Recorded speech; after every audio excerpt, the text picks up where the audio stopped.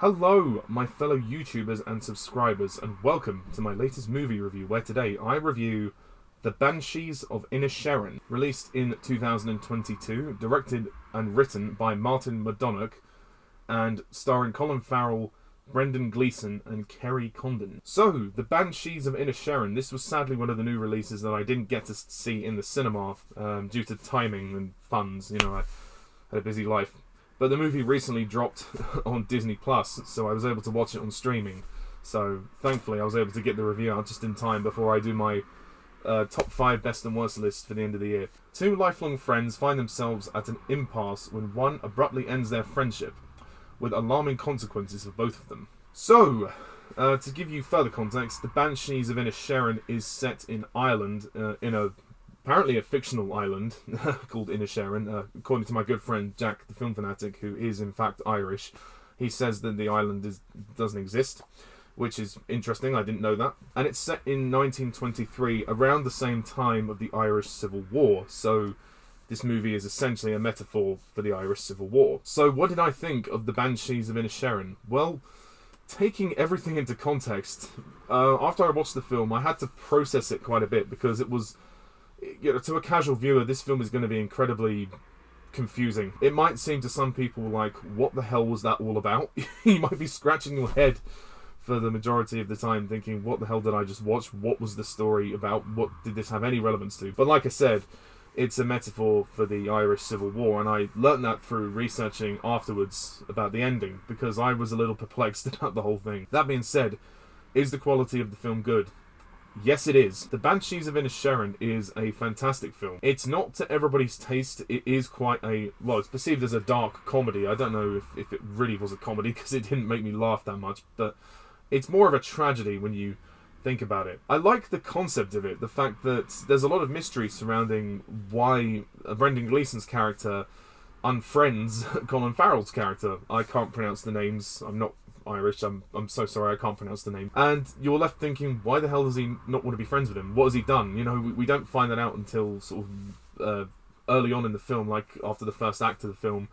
We discover a very insignificant reason almost as to why he unfriends him, because he finds him dull and he wants to embrace the other aspects of his life, and he wants to be more creative. He wants to be a musician, and he wants to play the guitar, and he wants to come up with tunes, and he comes up with a tune called The Banshees of Inisherin. And so the film is really about Colin Farrell's character. He is the protagonist, and he is trying to discover what the hell is going on. Why is his friend suddenly turned against him?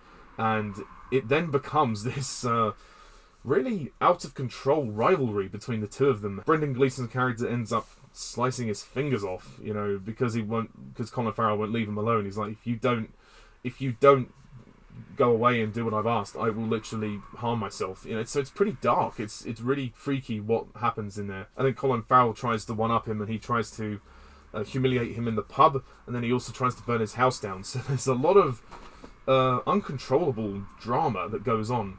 And I think the point that the film is trying to make is that these two people, through literally no major reason, have destroyed themselves.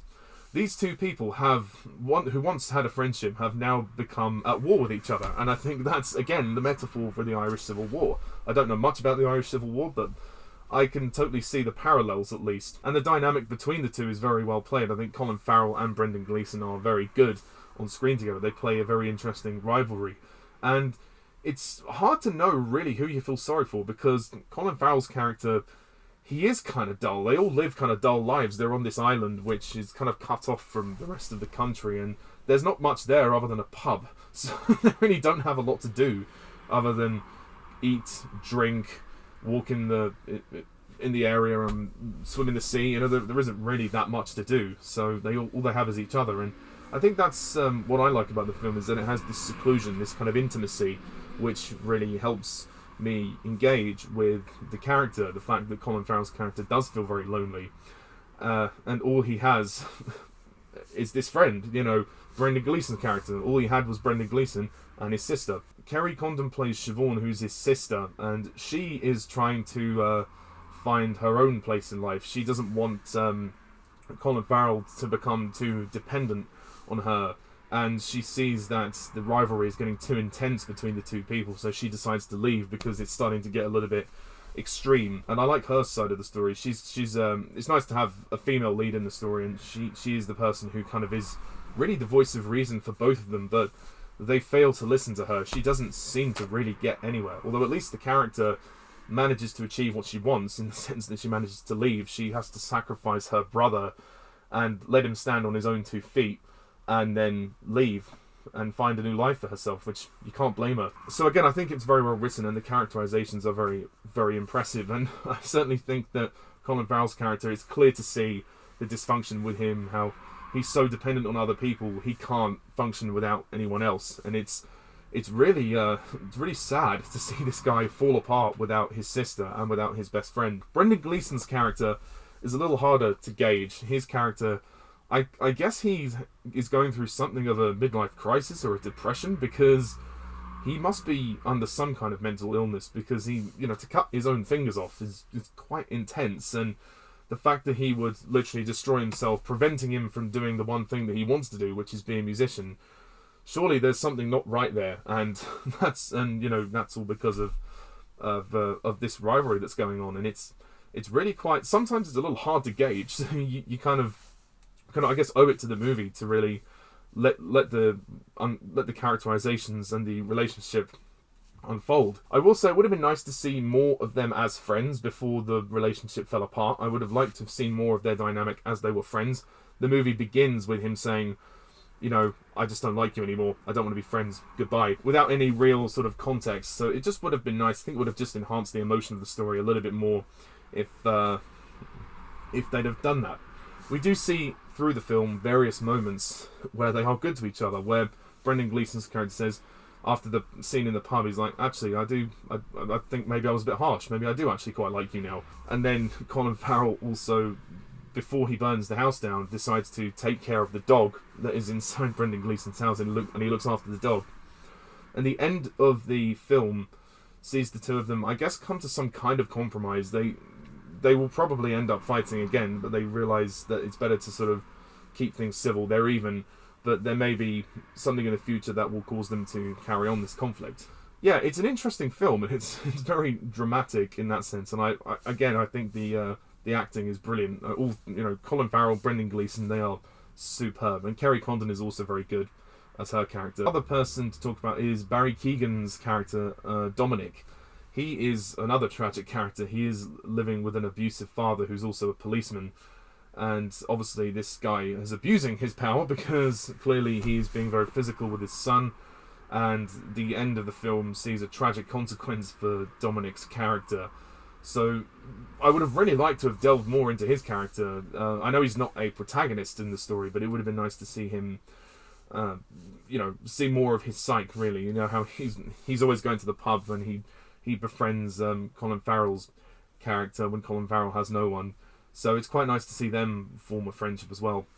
The location is beautiful. I absolutely love this island, wherever they filmed it. It looks fabulous, and the lighting is amazing, and the cinematography is beautiful. It is one of the best looking films of the year. It's really beautiful to look at, and I want to go to this place. I want to go on holiday to this place. I know there's only a pub, but fuck it. It would mostly country life, but the views would be incredible, and it would be a great place to stay, And the production design of all the little houses and all the architecture and all the costumes are fantastic. You really buy into this period set piece that they have put on screen here, and it's not necessarily a complicated film to make, but the script is strong, and the whole world of the film I like. It's got a very dark sort of bleakness to it, but I think it works in favour of this dramatic narrative, and I suppose it also is a good film in terms of raising awareness of mental health as well, always keeping in touch with people and making sure that we all are okay.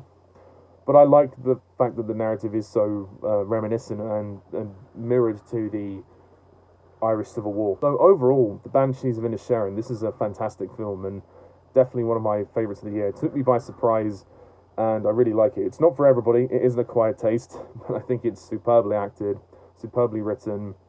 It's got it all. And it's only 1 hour 50 minutes. It's not long at all. So my final rating for this film is a definite 10 out of 10.